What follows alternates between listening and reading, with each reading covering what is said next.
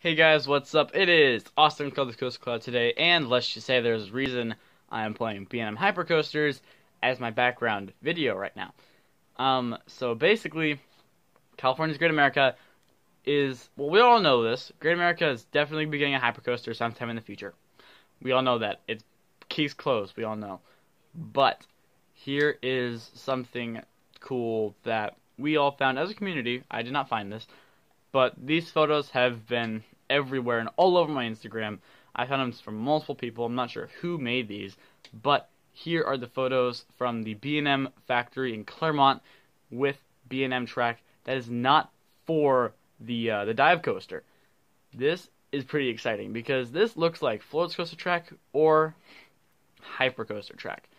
And personally, I cannot think of a B&M floorless coming anytime soon. So hypercoaster definitely seems like a better bet. And what park is rumored to get a hypercoaster? California's Great America in Santa Clara, California. And oh my god, this is exciting, okay? So, for one, the fact that the track has already been produced makes me think of two things. One, maybe because it's so early, maybe the track development is so early, maybe there's going to be some underground elements. I'm not entirely sure, okay?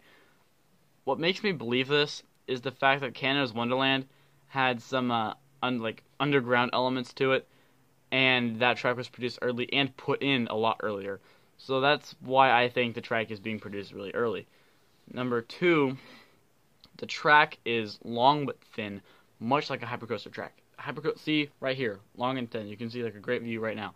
It is really, it looks like hypercoaster track. Okay, I cannot think. And on top of that, I cannot think of any park that has a floorless coaster or is going to get a floorless coaster anytime soon. Because, as we all know, Cedar Fair, they're transferring their stand-ups into floorlesses. And Six Flags, I don't think Six Flags is going to get a B&M in a while, to be completely honest. Honestly, Six Flags is super cheap with all of their investments.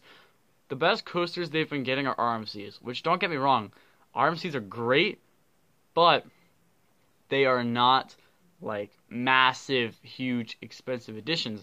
They're really just conversions unless you get like Wonder Woman Golden Lasso Coaster or an RMC T-Rex. And until they get one of those, it's just going to be like, oh, we're getting the same thing for each park every year.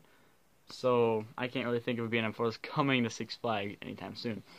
But what about Great America getting a hyper? It makes a lot of sense. Okay, they need this attraction. They have a great 1-2 punch with Gold Striker and Flight Deck, and they need that like front kick, that this is Sparta kick roller coaster in the park to make the lineup incredible. Okay, they have Gold Striker, they have Flight Deck, and after that it just goes downhill from there. Like they have Patriot, Demon, Grizzly, Psycho Mouse, Woodstock, and Taxi Jam. Personally, I don't really like any. The only one that I really like as a good ride, I guess, is Patriot. Demon has gotten a lot worse, but my point is, though, is that the park is in need of a big new roller coaster. And Railblazer is a new roller coaster, but it's not a big new coaster. It's not going to make that 1-2 punch much better. If anything, it's going to replace Flight Deck and push Flight Deck into number 4 spot when we get the hyper. So, I mean, it makes a lot of sense, though. Okay, and by a lot of people, and I can understand this, too.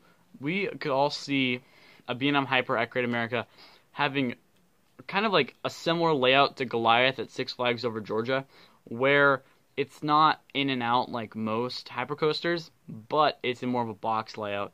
And this actually makes a lot of sense. And personally, I hope to God it's not like Raging Bull at Six Flags Great America, because, like we said, it's not really it doesn't look like a great hyper.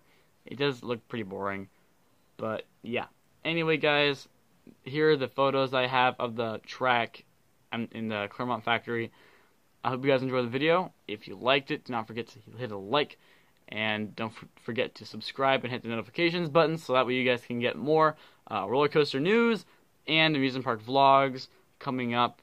And also go subscribe to Amusement Insiders for helping me with the with determining what type of roller coaster track this is. Anyway, I'll see you guys in the next video. Have a wonderful day.